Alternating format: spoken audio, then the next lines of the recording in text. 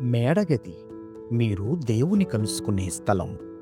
1953 సంవత్సరం నుండి నేటి వరకు, అనగా గత 72 సంవత్సరాలుగా నిరాటంకంగా ప్రచురితమవుతూ 3 తరాల ప్రజలను విశ్వాసంలో అనుదినము బలపరుస్తున్న ధ్యానాలు ఇప్పుడు యూట్యూబ్లో మీకోసం.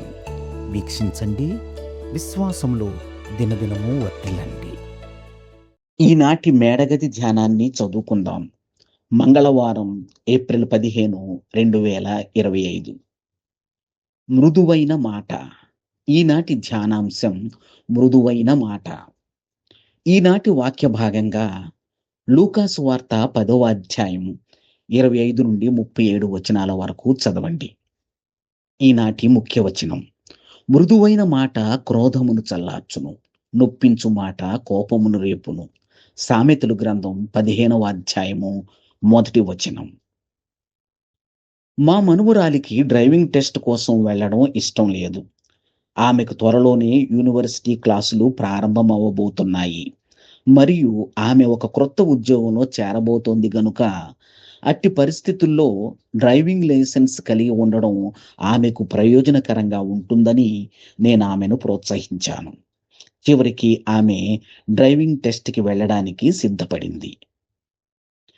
డ్రైవింగ్ టెస్ట్ స్టేషన్కి వెళ్ళగానే అక్కడున్న ఇన్స్ట్రక్టర్ ఆ టెస్టును పర్యవేక్షించడానికి తనకు సమయం లేదని, మరొక రోజు రమ్మని కటువుగా చెప్పాడు. దానికి నా మనుమరాలు భయపడకుండా, అతనికి విసుగు కలిగించకుండా, తాను చేరబోయే యూనివర్సిటీ కోర్సు మరియు క్రొత్త ఉద్యోగ అర్హత కొరకు ఆ రోజే డ్రైవింగ్ లైసెన్స్ తీసుకోవడం తనకు అవసరమని మృదువుగా చెప్పింది. అతడు కాస్త చిరాకు పడుతూనే ఒప్పుకున్నాడు.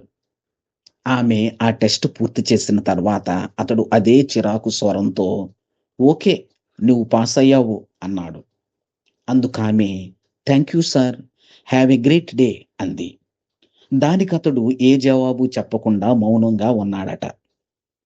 అక్కడ జరిగిన దాన్ని నా మనుమరాలు నాతో చెప్పినప్పుడు నేను, "నువ్వు అతనితో గట్టిగా మాట్లాడాల్సింది" అన్నాను.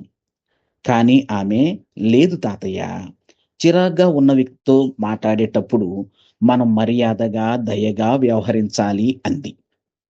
మా మనుమరాలి అనుభవం మరియు ఆ క్లిష్ట పరిస్థితిని ఆమె ఎదుర్కొన్న విధానం గూర్చి ఆలోచిస్తున్నప్పుడు నాకు సామెతలు 15:1లోని మృదువైన మాట క్రోధమును చల్లార్చును, నొప్పించు మాట కోపమును రేపును అన్న మాటలు గుర్తొచ్చాయి. మొత్తం మీద నా మనుమరాలు నాకు ఒక గొప్ప జ్ఞానయుక్తమైన పాఠం నేర్పింది. నేటి ధ్యానం: నేను ఇతరులతో మాట్లాడే దయగల మాటలు మరియు క్రియలను చూసి ప్రభువు సంతోషిస్తాడు. ప్రార్థన: దేవా, మా మాటలు నీ దృష్టికి అంగీకారముగాను, మా క్రియలు ఒకరినొకరు ప్రేమించుకొనుడి అన్న నీ ఆజ్ఞను నెరవేర్చేదిగాను ఉండనిమ్ము.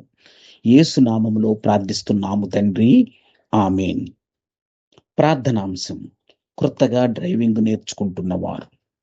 తన అనుభవాన్ని ఈనాటి ధ్యానంగా మన కోసం వ్రాసి పంపినవారు ఎడ్వర్డ్ రివేరా శాంటియాగో, ప్యూర్టోరికో. మేడగది అనుదిన ధ్యానాలు మీకు ఆశీర్వాదకరంగా ఉన్నట్లయితే వెంటనే మన ఛానల్ని సబ్స్క్రైబ్ చేయండి. లైక్ చేయడం, షేర్ చేయడం మర్చిపోకండి. దేవుడు మిమ్మును దీవించునుగాక. ఆమేన్.